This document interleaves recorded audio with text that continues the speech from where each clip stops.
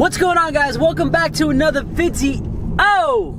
So as you guys know, I've had my Unitronic Stage 2 tune for maybe a little bit over 2,000 miles, actually 2,500 miles to be exact. I wanted to wait until I had enough seat time with the Stage 2 tune before I can do a proper review of it. So if you guys didn't know already, then that's probably because you guys haven't been following the channel, but Unitronic sent over their Stage 2 tune, and I've been running their Overrun file, Stage 2, which means I get some of this love. Yeah, some popping and banging, which eventually gets old. Before we get into the review, I'd like to kind of go over every single power modification that I have on the car. But let's merge into the parkway here.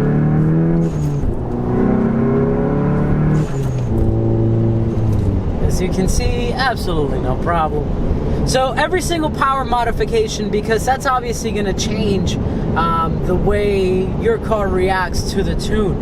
I am currently on, again, the Stage 2 tune, which according to Unitronic's numbers is supposed to put out somewhere around 339 horsepower and 370 foot-pounds of torque. Now, these numbers are measured at the crank according to their website, so obviously you have to subtract the works, you know, the ambient air, whatever it is. You have to subtract that from there, and then you get your actual true horsepower numbers. Now, as far as the true horsepower numbers, I don't want to talk about or say what kind of power I'm making just yet, because obviously I like to see numbers myself and put it on the dyno and see what I'm actually making, as opposed to just kind of guesstimating. My old JB4 obviously put out 321 wheel horsepower, but that's obviously after I cranked up the boost just to get a lot more power out of that one run. So it's safer to say that the number for the JB4 was somewhere around 309, 310, which was the first two runs on the dyno. As far as power modifications go on this car, we are currently running an Injen Intake, which is whatever. It's just a normal intake, something mainly to get me sound because there's not any power coming out of it, but it should be still considered a performance modification. So we have an Injen Intake, we have DFG Charge and Discharge pipes, as well as DFG Turbo Inlet and Muffler delete. So that whole system is pretty uniform across the board there, all DFG stuff. I am running the CTS front-mounted intercooler on this car, so the original intercooler is not being used. I also have a BFI Stage 3 clutch with a lightweight flywheel. Becker downpipe right now, and it is catless, but it does have a small resonator in it.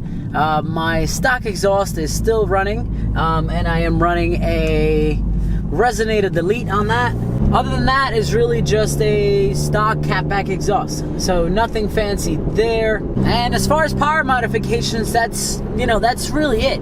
So now that you guys know my power modifications, you know that I should be running somewhere true to what Unitronic's projected numbers are for this car, if not a little bit more, because their only requirements for the Stage 2 tune are that you are running a downpipe. So you can run a stock exhaust, you don't need an intake, you don't need charge pipes or intercooler, any of that stuff. So hopefully, because of the extra modifications, I can maybe pull a little bit more out of this tune. Biggest difference between this tune and the good old piggyback JB4 that I can really tell right off the bat from the very first day I installed it and I ran it as a first impression, is that the power comes on a lot more linear. And they advertise this on their website, that power delivery is definitely very linear. You get power from the very beginning all the way to the very top. It is a completely different system than the one I was running before, where I was pretty much just tricking the ECU into believing that it wasn't making enough power, so it needed to make more. This system is controlled by the ECU. It adjusts engine timing so that way you can run the higher octane fuel, which I was running anyway at 93 with the JB4. It changes the feel of driving this car. Now, I am in traffic, so I'm gonna try and get out of this road so that way I can get some proper footage, because this car is not meant to be in traffic. As far as performance goes on the Stage 2 Unitronic, guys, I could not be happier.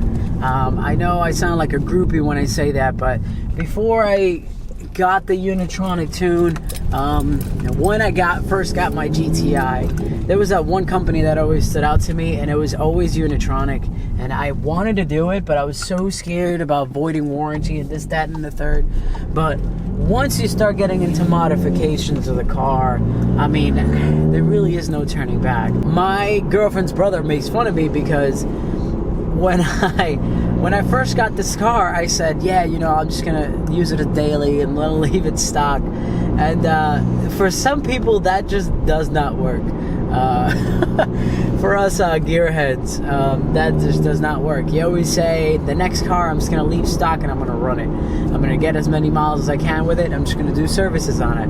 And that's obviously not something that works for me. So it's all started with a small intake or a resonator delete, and then slowly climbed up to what we have today, which is a almost done Stage 2 Mark 7 GTI. And look, this is third gear, right? I'm in third gear right now. I'm coasting. I'm doing about 40 miles an hour. If I need to overtake anyone, foot down, I'm at 60. I mean, that's quick. That's a quick car. All right, so let's rip it from second gear.